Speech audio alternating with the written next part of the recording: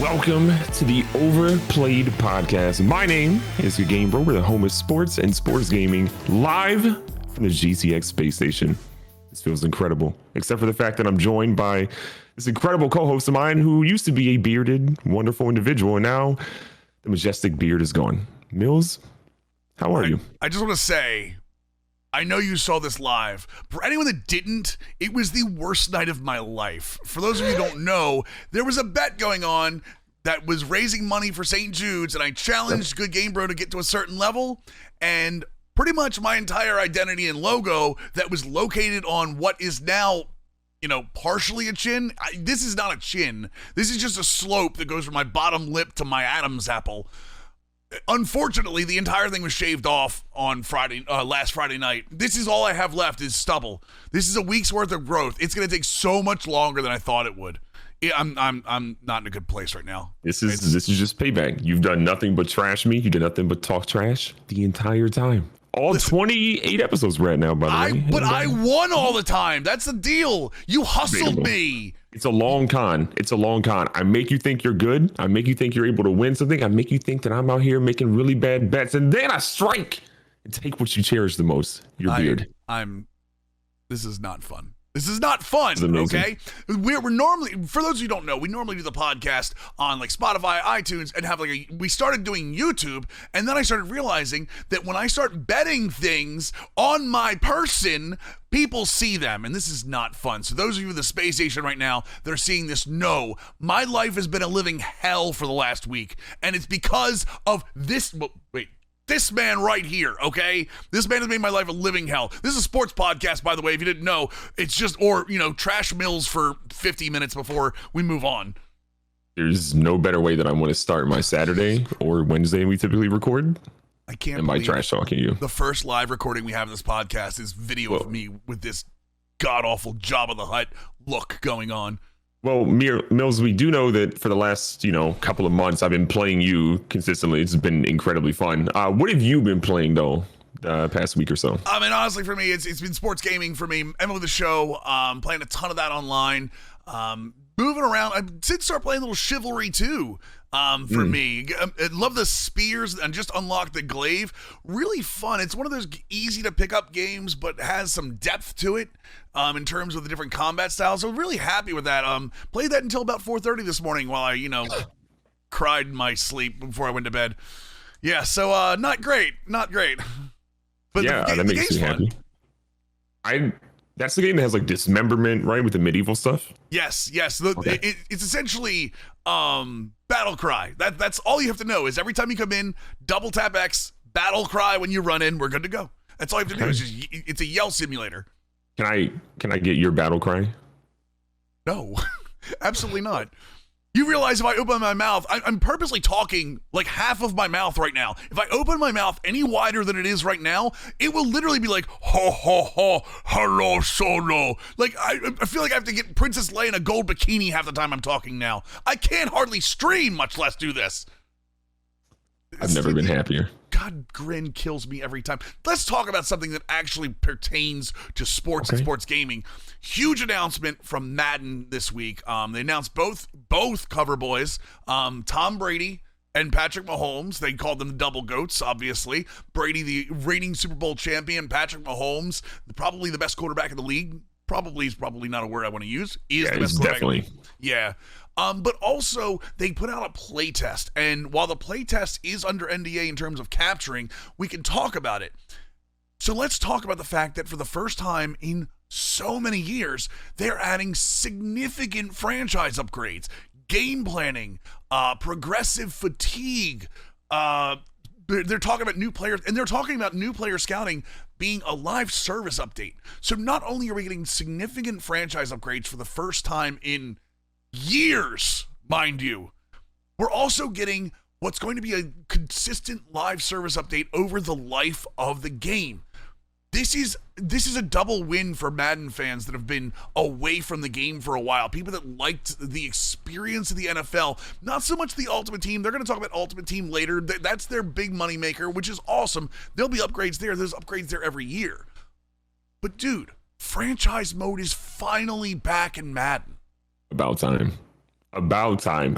Look, you and I both super hardcore in franchise mode. We've wanted there to be things for years. We have both cried rivers of just frustration of there not being really adjustments to it, and hearing the thing that we've heard every single year, right, Mills? Well, next year we'll look into it, or it couldn't make it this year for X, Y, and Z reason, right? And then finally, the hashtag trended, their feet got held to the fire. They then owned up. They came out publicly and said, we messed up, and now we're getting the features that we've been wanting for a very long time. And then to your point, the scouting feature coming, I think it's post-launch is what they've sort of said, like September. The live. Yeah, they said September. The first update in September, we're going to see a rebuilt player scouting program. And we have desperately needed it. That scouting system has been the same for God knows how long, and it's been, everyone's known how to work the system for years, right? We need you look at some other games, right? I'm not going to like drop any names, but there are games where scouting has sort of like that risk reward feature to it, other than just spending points, right? And you might really love a player, but then find out that they're a bust, or they might have like 2K, for example, has like the potential rating, and they also have like a bust, an average, or like there's 3 different ways that the player can go, and it's all built into the rating system. And I love that, and I really hope Madden does some really cool stuff, because I miss the days of like drafting a player and then telling a friend like, oh my God, I drafted this, tight end, or this running back, or this receiver, this corner, or whatever. And like, they were incredible. And then someone else is like, oh, that's so cool. Here's my player that I got. And like, why? Like, the journeys and the storytelling we miss in franchise mode. It looks, for me, from the outside in, that we're going to be getting back to that, which I love. And that's one of the big things you mentioned, storytelling. One of the great things about single-player video games is the ability to not only tell a story, but the ability to live the story. And one of the problems that sports games in general have had, and the online exodus, like the people going, it looks like everything's focused on online play. Having another focus back on single-player gaming in a sports game is such a refreshing change. And we have people talking about a lot of the changes look like NCAA 14, which is one of the most vaunted dynasty modes in sports gaming history. I'm still playing that today. A lot of people are. We have people making PC mods for an entire, based on Madden, what was it, Madden 21, right, for the PC? Yeah. An entire PC mod based fully around college football and bringing NCAA back to prominence. Even with an EA announcement of college football in a few years, this Madden hype train for franchise mode, and don't get me wrong, they still have to execute. We still have to hold their feet to the fire for execution. But they showed franchise mode during their sizzle trailer. They have blows my mind. That just doesn't happen. Franchise mode is in the playtest. They have franchise mode is the first thing they're talking about in their deep dives next week. They have a podcast coming out that is hosted by their franchise director, Tom Lischke, and Andre Weingarten, who we've had on the podcast, who is a massive franchise designer. He was a designer, and he got the design job because of his massive franchise creations for content.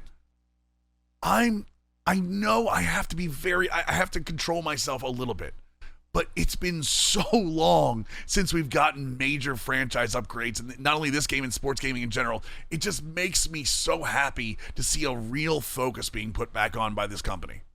Hey man, look, in Swami we trust. Let that man run loose on franchise stuff. Swami is one of my favorite people on the planet, and I'm excited to see what he's out there doing. So I can't wait. I'm cautiously optimistic, but I'm excited at the same time. Well, two other people that are really excited right now are, well, let's call them fan bases. The Nets and the Bucks, because they're getting ready for Game 7 today. The Bucks have really charged back in this series. I didn't think the Bucks were going to give the Nets this type of series. Kyrie getting hurt, I think, has been a huge blow to this series for the Nets, and Harden not being 100%. So we've got Game 7 coming up today. Tell me, what do you think the Bucks have to do to win Game 7 today? I just want to point out that I told you this series is going 7 games. Shut up. I know. You're wrong again, Mills. Shave off another piece of hair. Shave my head next. Why not? Dear God, as much as I love to make fun of you, dear God, don't do that. Dude, my head looks like a peanut. I've shaved my head before. I shaved my head before where they put like a monocle on my head on a top hat this way, and I looked like Mr. Peanut. All I needed was a little cane to walk around, little booties. You're like 5 years from using a cane, so you'll be fine. Anyway, it's the Nets and Bucks. Game 7 is going to be an interesting one, man. I think this game goes one of two ways. It is either an all-timer, a game that we'll remember for a decade plus, or it's going to be an absolute thrashing with Kevin Durant dropping 55 and, Giannis just looking completely lost. I don't think there's a middle ground. I don't think Milwaukee can blow them out. I think it, again, is either an all-timer where Milwaukee scrapes by, or Kevin Durant ascends to the seventh sun and just puts on an absolute showing. I think Harden's going to be more effective tonight. I think Nash is going to find different ways to get him involved a little bit and open him up. But I think the true hero is obviously Kevin Durant. But I think Joe Harris is a guy that they're going to be running off double screens. They're going to be finding ways to get him open, and they're going to need his 3-point shooting tonight to be, again, at an all-time level for sure. I think the key to this game, and I agree with you, I don't see a scenario where the Bucks run away with this game. I see the two scenarios you see, the Nets running away or a very tight game. And the tight game does not depend on Giannis. Giannis is going to get his. Giannis is going to be running downhill.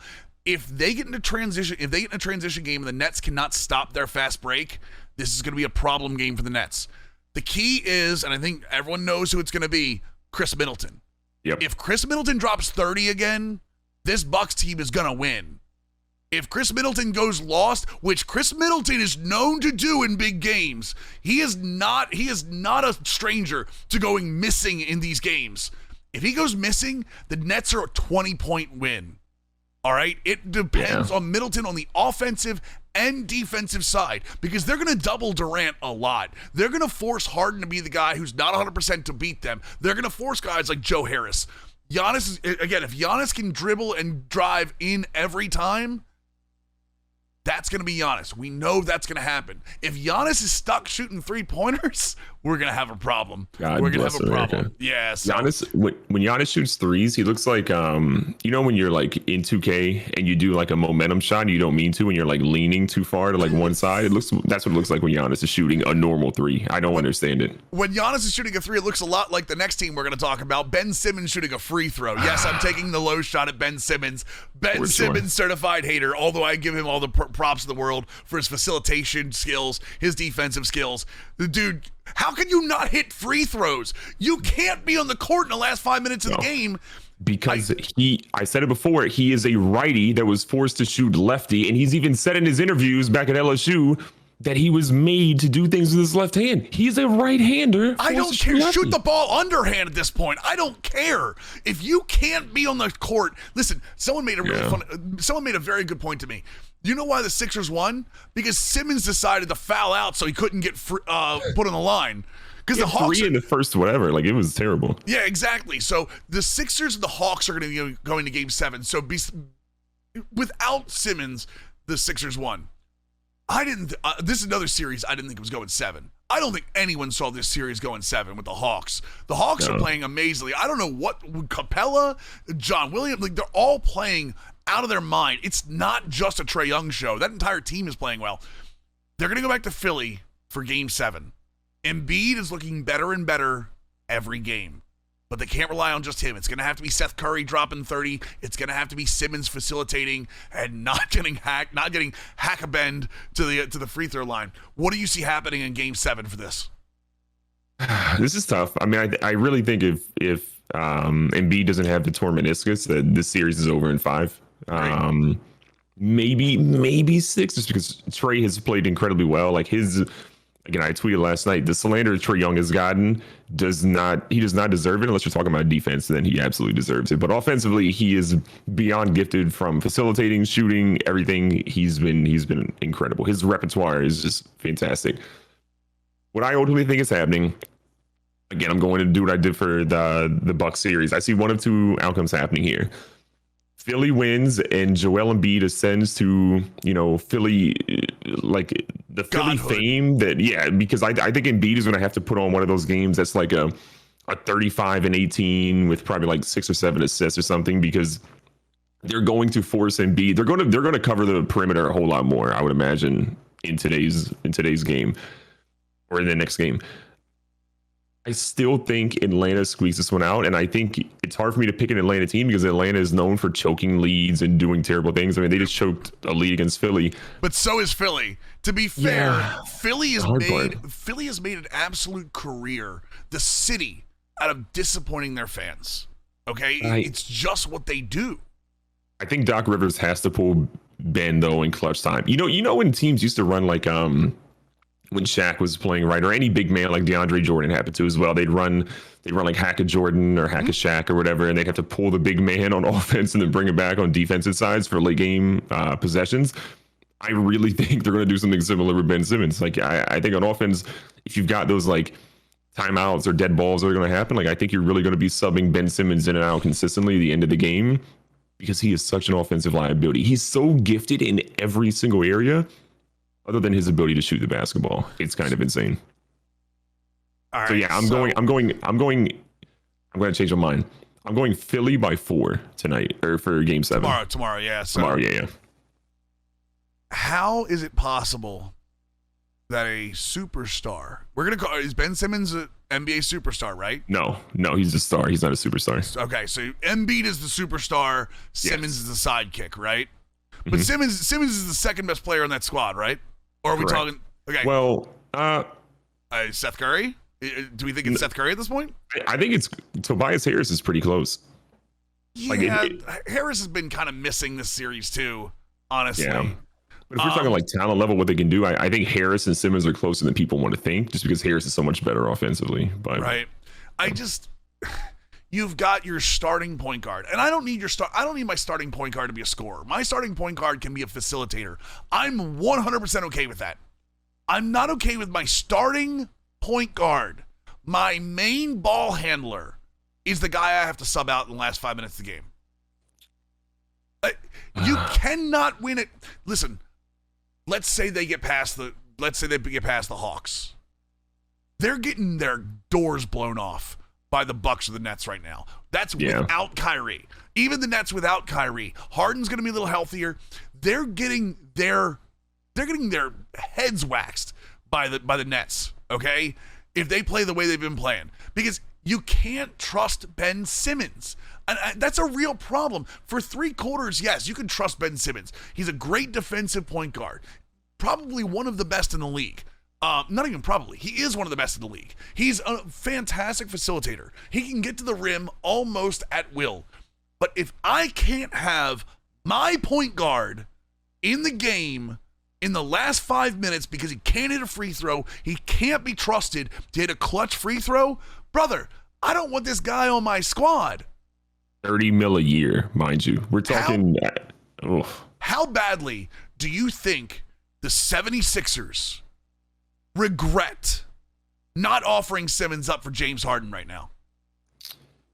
I mean, I think a lot. James Harden can do everything Simmons is doing right now. Mind you, not as great defensively, but he's much better defensively than the record he gets. He gets a really bad rep defensively. He can do everything they're doing plus score 40 on any given night.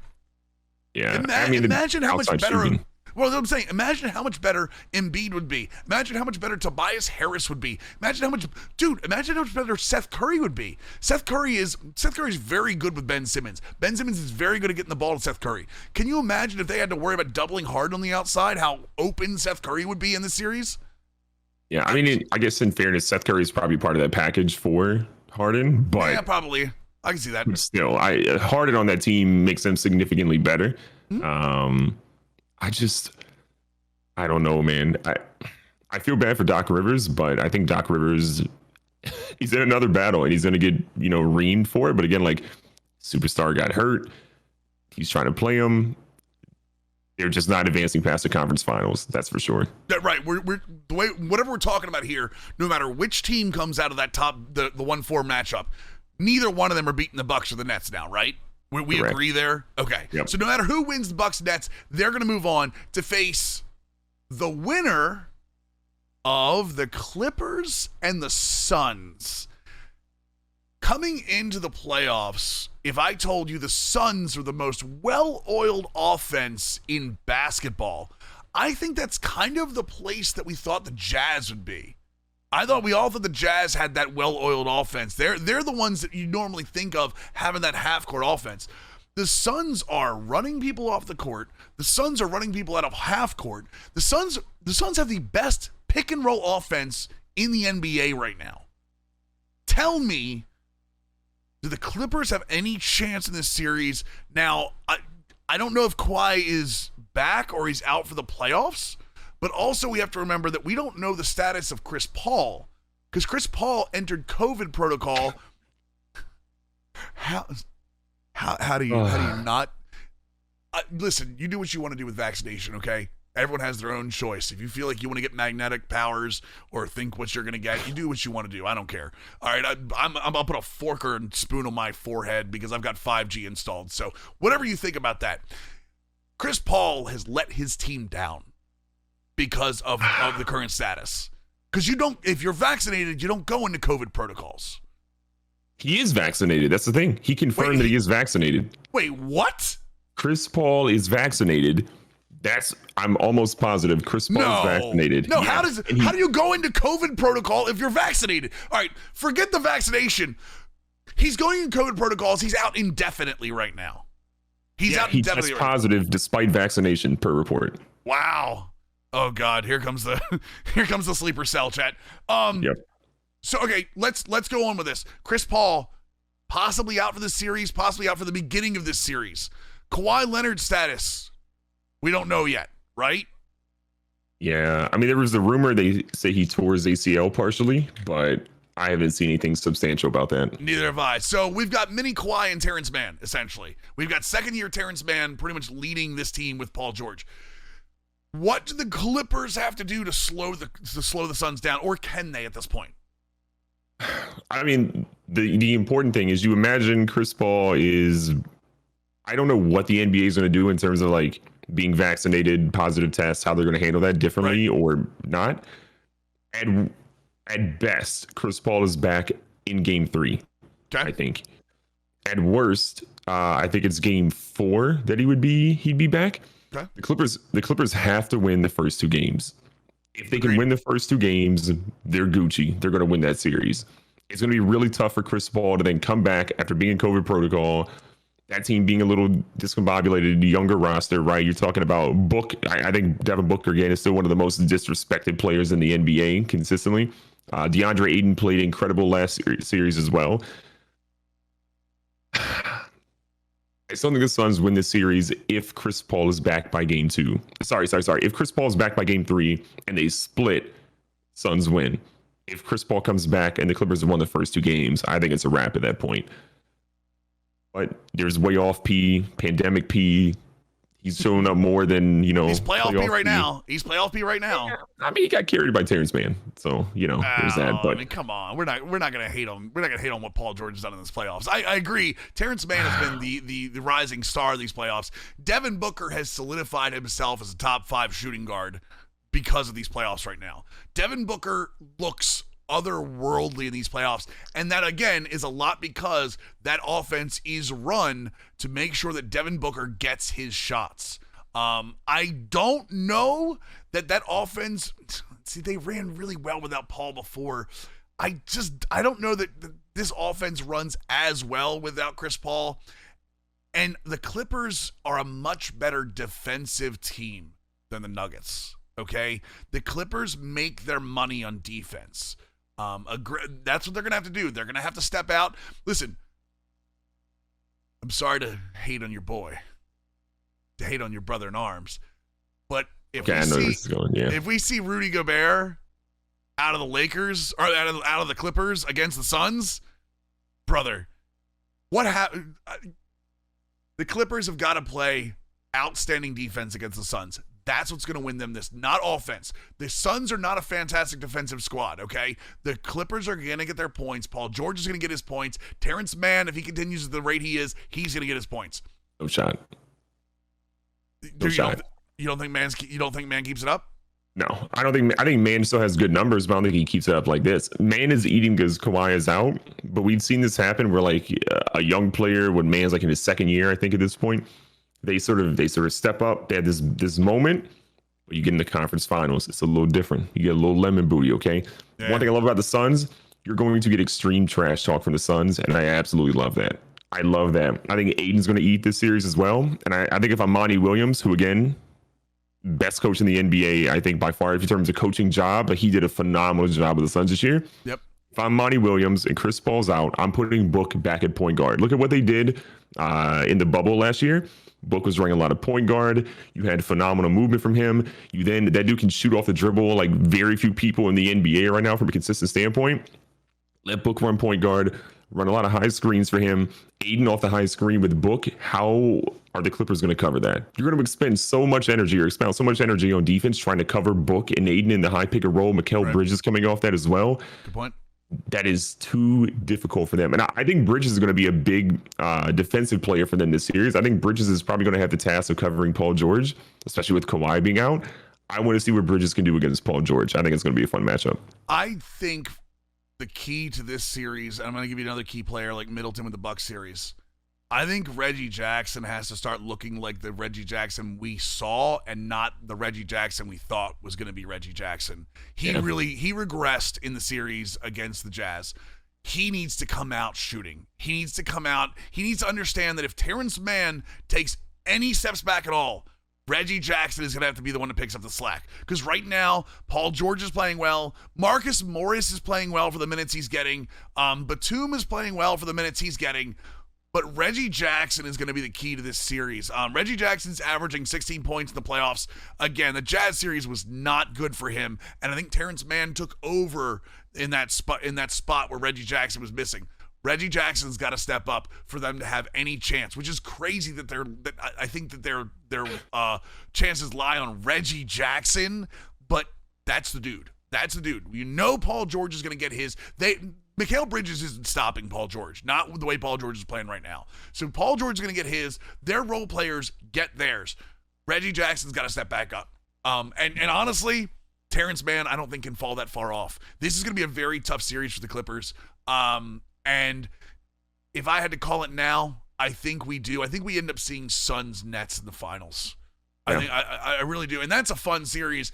Even without Kyrie, I still think seeing Harden and Durant versus Book and hopefully Chris Paul back, dude, how much fun is that series? Would that series be? I love it, and I think the NBA and probably NBA fans, sorry to the people that live in these areas, I think everyone in the NBA management staffing standpoint was probably like, dear God, don't give us a Milwaukee Utah finals. Yeah. We've now avoided that. There will be some level of fun in the NBA Finals, regardless of the matchup. Now, we can all be happy. I just want Chris Paul to get a ring, right? LeBron's not able to get a ring this year. Agree. I want Chris Paul to have a ring so all the people can stop hating on that man because he deserves one. He's been the best point god, you could even say, in the NBA for a very long time. Let that man get his flowers. Chris Paul, the best point guard to not have a ring behind. Well, Mike Conley doesn't have a ring either, right? Yeah, Mike Conley doesn't have a ring. Didn't have an all-star for this year. Forever. Yeah, I was going to say. Mike Conley, the other most disrespected point guard. Moving on, Major League Baseball. Story came out this week. Shohei Ohtani is going to be in the home run derby. We're going to liken this, for NBA fans, we're going to liken this to having your superstars show up in the dunk contest, which is something the NBA is very bad at these days. MLB, not so much. You normally see the players you want to see in the home run derby. What's cool about this is Shohei Ohtani has essentially taken the entire Major League Baseball by storm as a two-way player. He's finally healthy. He's playing extremely well pitching. He is destroying the baseball. I think he just hit 20 and 21 last night against the Tigers. Yep. Ohtani in the home run derby is good for baseball, right? Absolutely. Look, baseball is, I said it before, the problem with baseball, actually, we could have a whole entire weekly episode of podcast on this, but baseball has so many issues. One of the biggest ones, though, being their stars are mayonnaise, right? You've got Mike Trout, again, the personality of mayonnaise. just does not come across as being fun. He's sort of out of the spotlight, doesn't really like getting into it. Where every other sport, players are scratching for attention. They're trying to get in your face, right? The NFL does it more so because the players are wearing helmets. You don't even know what half the NFL players actually look like. And then you're like, oh, wait, that's what XYZ receiver, or, quarterbacks, but everybody else, you're like, I don't really know what that dude happens to look like. The NBA, it is the best produced drama all year long. Look at what we're talking about in the NBA now with coaches and GMs and everything, just all the movement and players and stuff. Like the NBA, everybody. The MLB, despite them, you seeing 3/4 of their face the entire time, you don't know who the heck half these guys are. Yep. Shohei Ohtani is a godsend. He was one of those dudes that, like, we see the guy come over from overseas and we're kind of like, oh, we don't know, another player coming over to America, who knows? The dude is a legend. We saw his moonshots online that he was hitting. He's been doing, when he's been healthy, incredible work on the field and on the mound. I am on the Ohtani train. I don't think we're going to be on the Ohtani train for a long time, but I'm not here for a long time. I'm here for a good time when it comes to Shohei Ohtani. Let me see this dude win the home run derby. Baseball needs that. I'm going to clip that and play that clip back a lot. Not here for a long time, but here for a good time on Shohei Ohtani. Okay. Here, let me second part that question. Does Ohtani in the home run derby worry you at all? For Ohtani's health. Ohtani has had a history of health issues up until this year. One of the reasons Ohtani is really destroying everything this year is because he's finally healthy. There's some history to people going to the home run derby and either messing up their swing or not being able to continue through the rest of the year at the same pace. Yeah, especially considering he's a two-way player, his health worries me a little bit. With this. I mean, that's what I'm going with, though. I mean, I don't think we're going to have Ohtani for, 10 plus years. We're going to have Ohtani for maybe 4 to 5 more years. And then it's going to be like a DH. He's going to be what Pujols is now, where he's a hired bat that can do a little bit of something, not a lot of something, but the injuries are going to catch up with him. Yeah. The Angels are 8.5 games back in their division. They're 2 games back from second place from the Astros, who are probably still cheating their way through winning games. But I don't imagine. Honestly, use Ohtani when you can. Shohei, go out there and get your money, get that stuff. The chances of him getting injured again are probably high because it's based off his history, but I think baseball needs Ohtani, and Ohtani's going to be one of the faces of baseball for at least 3, 4, 5 years. So I'm okay with him going in, but I don't think the Angels are winning anything. So why not go out there and get your face, out there to produce your career long term? I said this on Twitter, and I'm going to stand behind this comment, is that a healthy Shohei Ohtani is the best player in the Angels. Oh, for sure. And I'm including Mike Trout in that. Yeah. And don't get me wrong, Mike Trout is otherworldly, okay? But Ohtani is doing everything that Trout did and pitching. All right? And yes, he's not doing it over the same amount of time, and I understand health concerns. You say whatever you want. I truly believe that Shohei Ohtani, if he can continue this, goes right into that same area that Fernando Tatis is right now, Juan Soto. He becomes part of that let the kids play, movement that Major League Baseball. And I want to bring up something you said, because we've harped on this before. Mike Trout's personality held baseball back. Yep. I want to be very clear about this. Major League Baseball has one of the oldest average ages for their fans of all the major sports. And one of the reasons for that is, and I'm not saying Trout has to be this guy. No, I would never force this upon anybody, but there is some responsibility to lay at the feet of Mike Trout for not stepping up and showing himself a little bit. Express yourself a little bit. Fernando Tatis is bringing people back to the yard. People come to see Mike Trout play, for sure. Absolutely. But they not mainstream. That's baseball fans. Not the younger fan. Right, not the younger fan. The younger fan doesn't care about Mike Trout. The younger fan cares about Fernando Tatis. Look at jersey sales. It's just the way it works. Shohei Ohtani immediately goes into that. And that, adding on to the fact that he's the best player in the Angels, that makes him more valuable to baseball, too. It blows my mind that we missed the boat on Mike Trout because of his personality. That really drives me crazy. Agreed. And I think what is most frustrating about Trout, right, is like, to your point, we don't want to force someone to be on the spotlight and be uncomfortable and all those different things. But there are ways to take your personality and sort of, put it in the spotlight to a degree, right? Look at Kawhi Leonard. Kawhi Leonard is probably the most notorious NBA player, or one of the few NBA players who does not want to be in the spotlight, right? Right. And Kawhi's entire persona and brand has been built off that. Look at what New Balance is doing with the commercials and different things for Kawhi. It's very simplistic. It's very sort of like, tongue in cheek. They're literally driving and building everything off of that. Mike Trout could be doing the exact same thing. The quiet assassin. You can go all these different routes with Mike Trout, but for whatever reason, Mike Trout or his management or marketing around his endorsed companies have just not done that. And to me, that is a giant L. That's multiple people, but I think it's all Mike Trout as well too. You want to be the face of baseball? You want to be the best player in baseball, to your opinion? You have to go through and do things to market yourself better, to get people to care about the game, because you can't just go out there and play, right? Every professional athlete, if they just went out there and played and did nothing else, it would kill each individual sport. You need personality. You need something to hang your hat on. You need some reason to like or hate a player. And for Mike Trout, again, it's like mayonnaise. You're like, I feel one way or the other, but it's not a big deal. It's unfortunate. Drives me insane as a baseball fan too. It really does. Is that to see wasted opportunities like that? And again, Mike Trout's going to go down as one of the best baseball players ever. It's just such a missed opportunity to grow the game. Let's move on to the NFL. A lot of stuff going on in the NFL this week. Justin Fields has decided, he said he's backing the Bears' decision to put Andy Dalton at quarterback. I love the fact that Justin Fields has come out and said this, but part of me wants Justin Fields to be the starter for the Bears, especially when they're in a very weak division right now. The Lions have gotten rid of Matthew Stafford. They're rebuilding even with Jared Goff at quarterback. The Packers, without Aaron Rodgers, are vulnerable, especially with a lot of the rumors about Jordan Love having accuracy issues in practice and OTAs. So that's a dumpster fire waiting to happen. And let me be fair, the Vikings weren't very good last year. The Vikings are rebuilding their defense. Kirk Cousins has got a reputation as a regular season quarterback. They do have Dalvin Cook and Justin Jefferson, but they're honestly right now, the Vikings are probably the class of the division.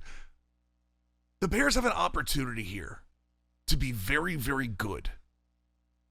Do you think they're wasting it a little bit by not rushing Fields onto the field, or should Dalton be the answer right now?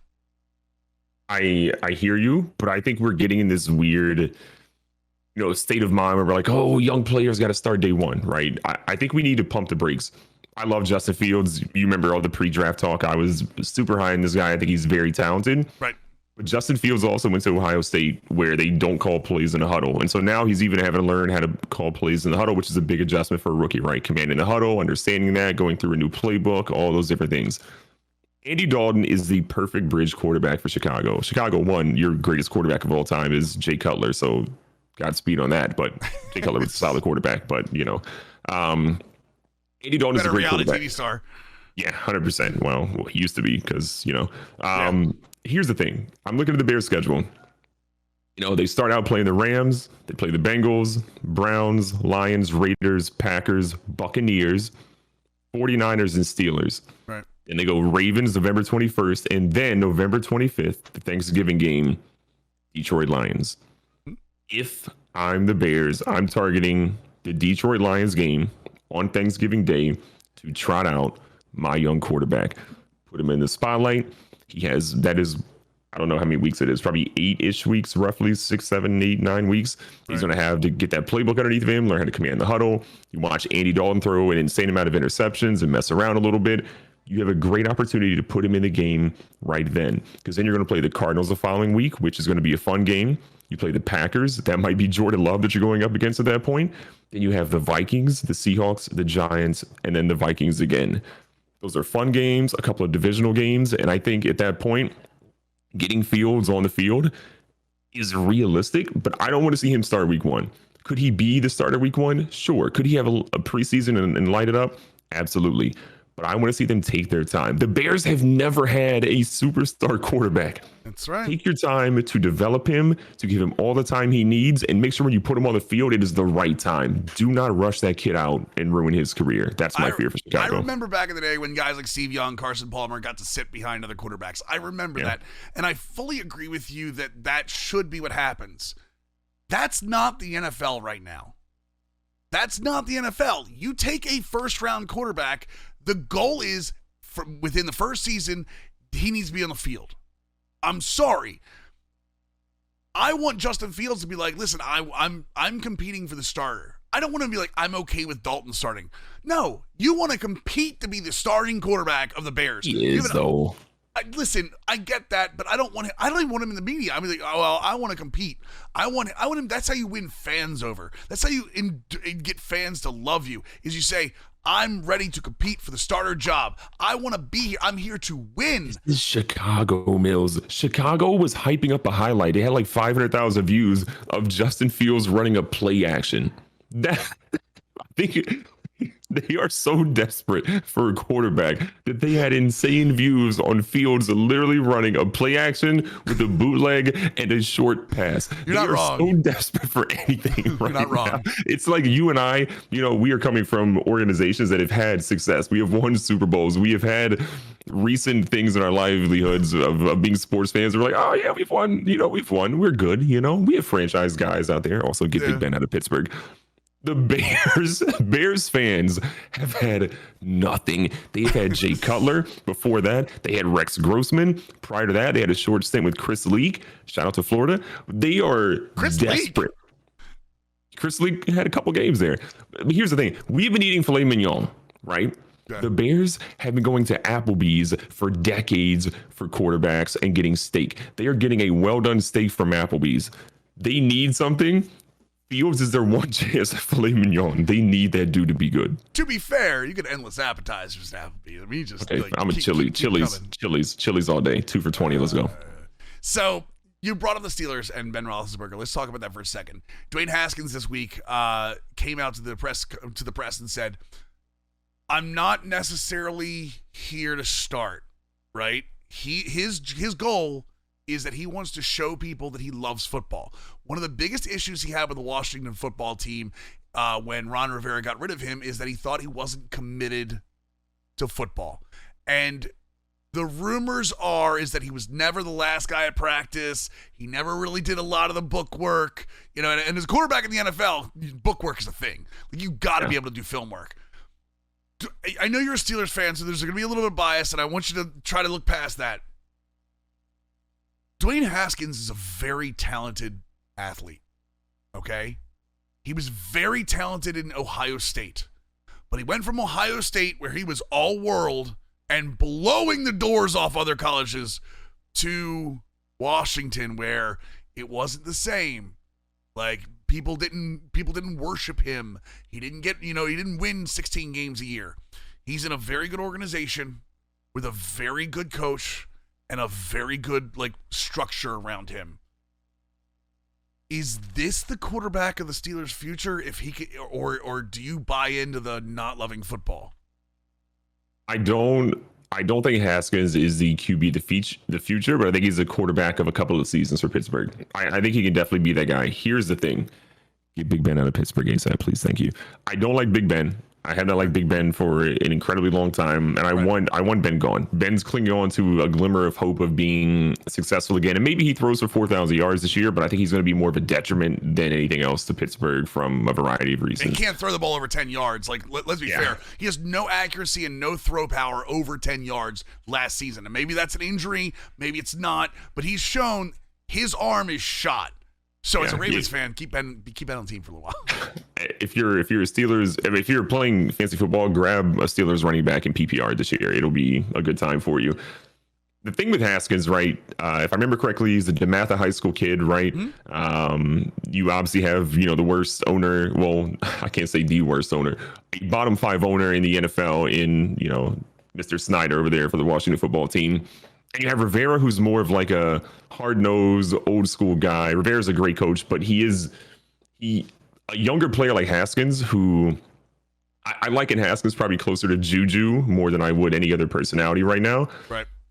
maybe he's not out on TikTok as much, dancing and whatever. Juju, please catch more passes this year. But I would imagine Haskins is probably more similar to that personality, where you're a guy like Rivera is not gonna be able to grasp onto him and really get him. He's gonna do a lot of tough love stuff, and Haskins isn't reacting well to that. We've just seen that through his career. Right. If there's one coach that can connect with a player, a younger player, it's Mike Tomlin. He bridges the hard-nosed, tough love sort of environment with also being one incredible players coach. There's a dude that will go to bat for his players. It is Mike Tomlin. I mean, look at all the things that have happened. It doesn't matter who you are, where you come from. Mike Tomlin will go to bat for you. The dude was going to bat for Mason Rudolph during that whole situation. That's all I have to say about that one. Yeah. So I really think Haskins has an opportunity to develop, to learn, and to be a good quarterback for us. Not a great quarterback, but Haskins has a big arm. He's a smart kid. He's not very mobile. But Big Ben isn't the most mobile human being right now. So he builds out to be a lot of what Ben had in his prime. Like I said, the only thing Haskins doesn't have for the most part that we haven't seen from him is the ability to read defenses like Ben did. We've seen the ability to extend plays from Haskins when he was in Washington.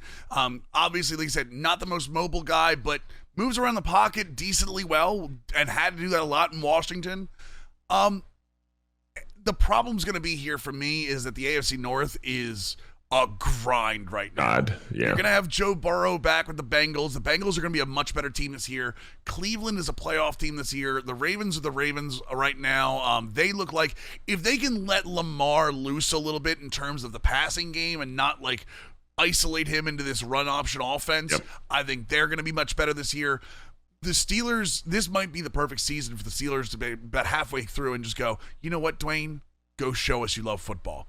Show us you love football. And he's going to have to do it all off the field. Tomlin is historic for wanting to see guys work off the field. He's let players start on his team that wouldn't start anywhere else because of their off the field and practice work. Haskins is in the right place. Haskins is in the right organization. He's got the right structure around him.